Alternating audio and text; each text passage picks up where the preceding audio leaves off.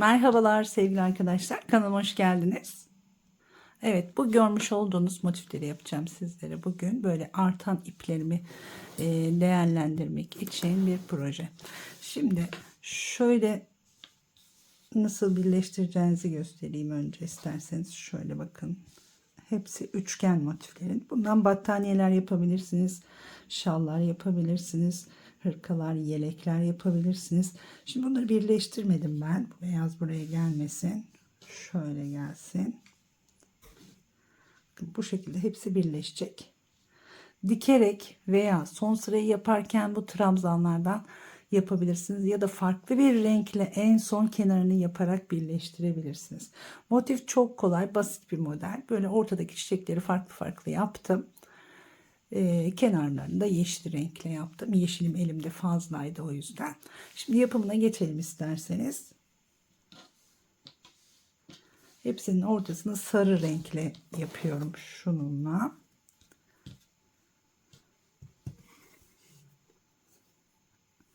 Dört tane zincir çekiyorum.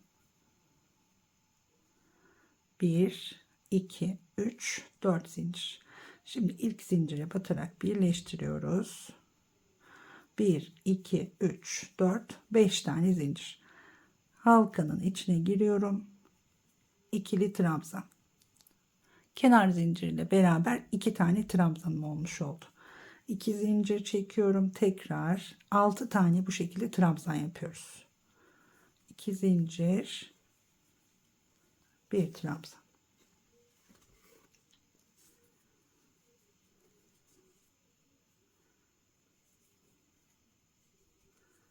Evet, 2 4 5 oldu. Tekrar 2 zincir,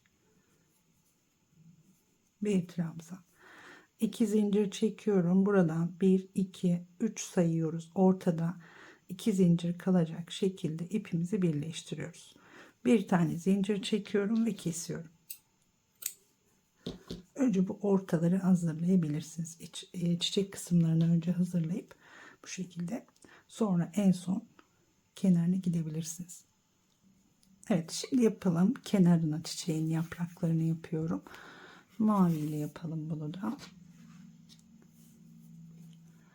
Bir tane zincir çekiyoruz. Şuradan trabzanın tepesinden birleştiriyorum sık iğne yaparak. 1 2 3 4 tane zincir çekiyorum. Şimdi tığımıza şöyle 3 defa doluyoruz. Boşluğun içine batarak tığımızı 2 defa doluyoruz arkadaşlar. 3 defa değil, 2 defa dolayıp bu ortaya batıyorum. Önce 1, sonra 2, sonra 2 aldım. Tığda bekletiyorum. Tekrar doladım. 3 tane bu boşluğa batarak bu şekilde trabzan yapıyoruz. 2 oldu. 1 2 3. Şimdi hepsini birlikte topluyorum. 1 2 3 4 5. 5 tane zincir çekerek alttaki sıradaki trabzanın üzerine bir sık iğne. Bu şekilde. Tekrar buradan 1 2 3 4 5 zincir çekiyorum. Tığımı 2 defa doladım. Boşluğun içine 3 tane trabzan yapıyorum. Önce 1 ilmek alıyoruz. Sonra 2 çekiyoruz. Tekrar 1 2 3 defa çekmiş oluyorum bu şekilde. 1 2 3 4 tane ilmeğin hepsini beraber topladım. 1 2 3 4 5 tane zincir. Geliyorum alttaki trabzanın tepesine. Bu arada modelin grafiği var arkadaşlar. Grafiğini videonun altında açıklamalarda ekleyeceğim linkini. Oradan grafiğini de alabilirsiniz. Bütün boşlukları aynı şekilde dolduruyoruz. Evet, bütün yaprakları tamamladım. Bakın. Şimdi son yaprağı yaptık. Yine burada 1 2 3 4 5 tane zincir çekiyoruz. Şurada sık iğne ile başlamıştık. Buraya girerek ipimi kaydırıyorum. Bir tane zincir çekiyorum. Tekrar ipimi kesiyorum. İşte bu şekilde çiçekleri tamamladıktan sonra diğer renkle etrafına gidebilirsiniz arkadaşlar. Şimdi gelelim kenarına.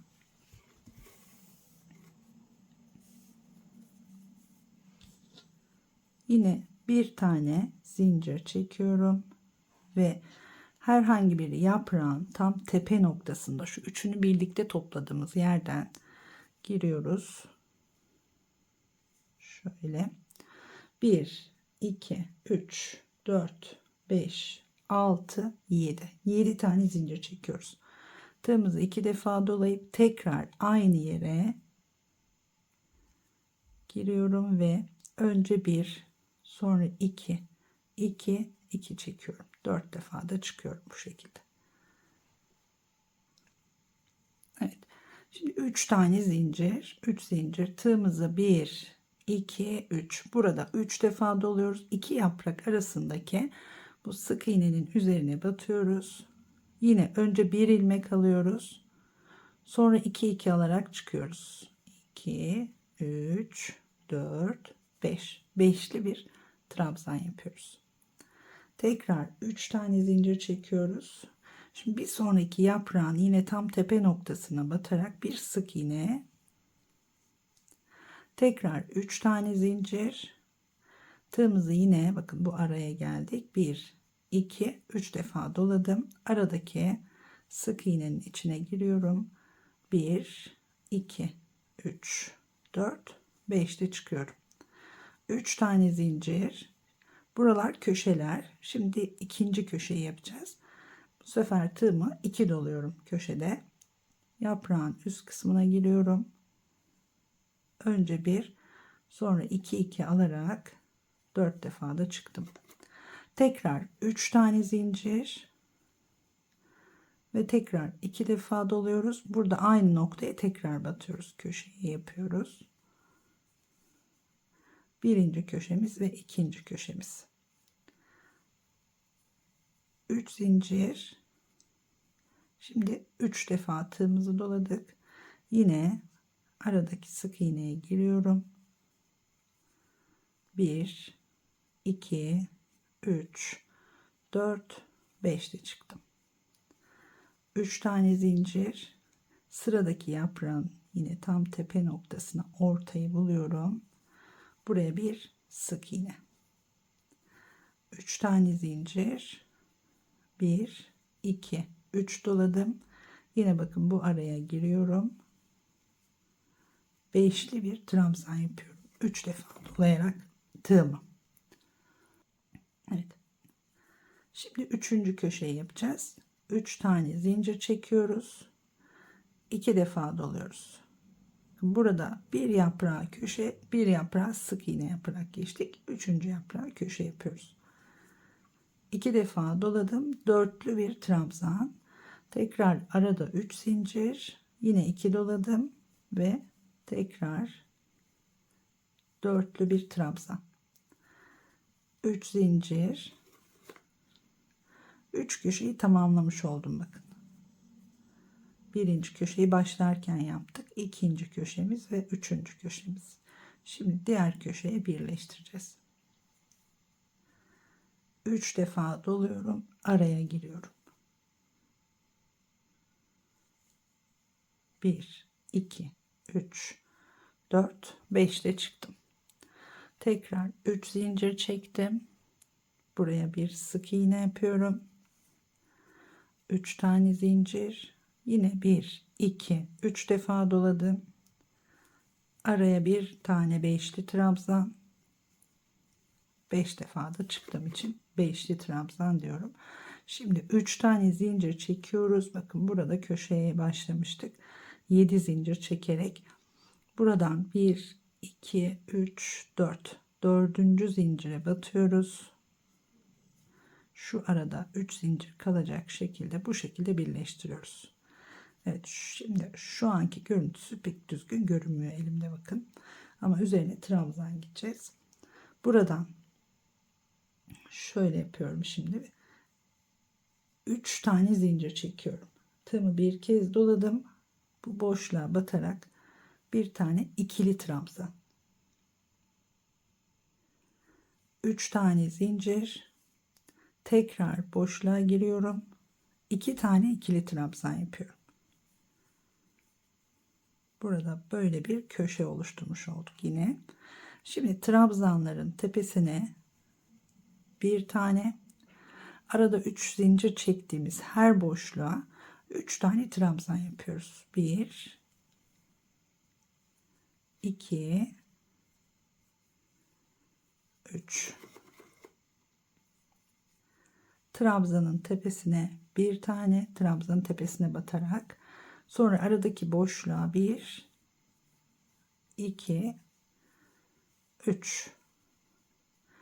Burada bir sık iğnemiz var. Yine burada da sık iğnenin üzerine batıyoruz. Bir trabzan daha yapıyoruz. Köşeye kadar aynı şekilde boşluklara üçer tane, trabzanların tepesine de birer tane. Bir de buradaki sık iğnenin tepesine batarak yaptık.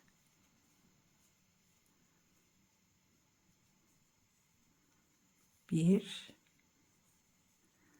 iki, üç. Şimdi bakın köşeye geldim. Burada yine trabzanın üzerine batarak bir tane daha yapıyorum. Sonra köşe boşluğunun içine giriyorum. 2 tane trabzan yapıyorum. 3 tane zincir çekiyorum.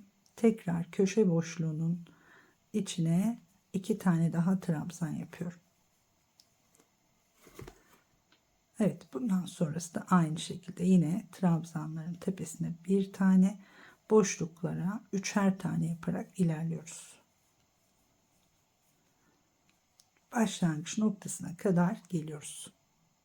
Evet, bir sırayı tamamladım. Bakın başlangıç noktasına kadar geldim bu şekilde. Şimdi aynı şekilde bir sıra daha örüyoruz arkadaşlar. Burada birleştiriyoruz. İlk yaptığımız zincirimiz. Burada 3 tane zincir çekerek çıktım. Onun tepesine batıyorum, birleştiriyorum. Hemen bunun üzerinden yine 3 tane zincir çekiyorum. Sık iğne trabzanın üzerine bir trabzan yapıyoruz. Köşeye yine 2 tane trabzan yapıyoruz. 3 tane zincir, tekrar köşeye 2 tane trabzan. Evet, şimdi sırayla diğer köşeye kadar her bir trabzanın üzerine birer tane trabzan yaparak ilerleyeceğiz. Şimdi motifin son sırası bu. Bunu dediğim gibi dilerseniz eğer bu son sırayı yaparken diğer motifi alıp böyle birleştirerek devam edebilirsiniz arkadaşlar. Şimdi ben öyle bir birleştirme yapmayacağım. Ya farklı bir renk kullanacağım arada ya da dikerek birleştireceğim. Henüz ona karar vermedim. Bunun için bir video daha yapacağım sizlere.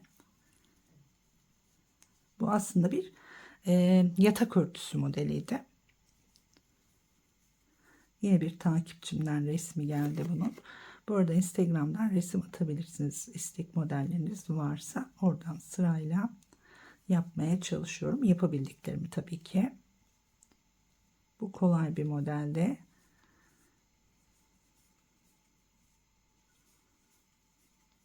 Yatak örtüsü için daha kalın ipler de tercih edebilirsiniz. Daha kalın iplerle de yine aynı şekilde aynı zincir sayılarında örüyorsunuz. Şimdi bakın diğer köşeye kadar geldim. Köşe boşluğuna 2 tane, arada 3 tane zincir, tekrar 2 tane. Evet, şimdi bunu tamamlıyorum, dönüyorum. Bakın bu elimde örerken görmüş olduğunuz şekli bu. Şimdi şuradaki motifleri gösteriyorum sizlere ki modelin nasıl durduğunu görün diye. Bunları tabii ki şöyle bir motif tahtam var. Her ördüğümü buradan geçirdim şu şekilde. Mümkün olan ölçüyü ayarlayıp şu şekilde hepsini göstermek için çıkarttım şu anda buradan. Bu şekilde geçirdiğimde herhangi bir buhar, ütü bir şey yapmadım. Böyle beklediğinde zaten kendi kendine biraz daha hafif de buhar versek daha güzel duracak. Şu şekilde beklettiğimizde böyle güzelce çıkartabiliyorsunuz arkadaşlar. Şimdi bunu tamamlıyorum. Başlangıç noktasına kadar geliyorum. Evet, sona geldim. Komple trabzanla yine ilk yaptığımız trabzanın üzerine bunu şöyle birleştiriyorum. Bir tane zincir çekiyorum. Bu kestiğim ipleri tabii ki sonra arkadan gizleyerek tamamını kesiyoruz arkadaşlar. Bunu da hemen şöyle alalım. Bu motif tahtası gayet işe yarayan bir şey. Yalnız alırken şuna dikkat edin, daha önceki videolarda da söyledim. Bakın motif gayet güzel durdu gördüğünüz gibi. Şu kenar, şu aralarda boşluklarım var benim. Buna dikkat etmemişim. Bazen tam ayarlayamayabiliyorum motiflerin uç şu demir çubuklarını. Onun için komple delikli olandan alırsanız arkadaşlar çok daha iyi olur. Böyle motif işler yapan arkadaşlar varsa gayet hem toparlayıcı bir şey hem de motiflerin şeklini güzelleştiriyor. Bir de buna böyle takınca buhar veriyorum. O zaman daha güzel duruyor. Ya da hafif böyle bir spreyle suda şey yapabilirsiniz. Evet. Şimdi bir sonraki bölümde motifleri nasıl birleştirdiğimi göstereceğim arkadaşlar. Şimdilik bu kadar diyorum. Umarım beğenirsiniz. Beğenirseniz videomu beğenmeyi unutmayın. Hoşça kalın diyorum şimdilik. Görüşmek üzere.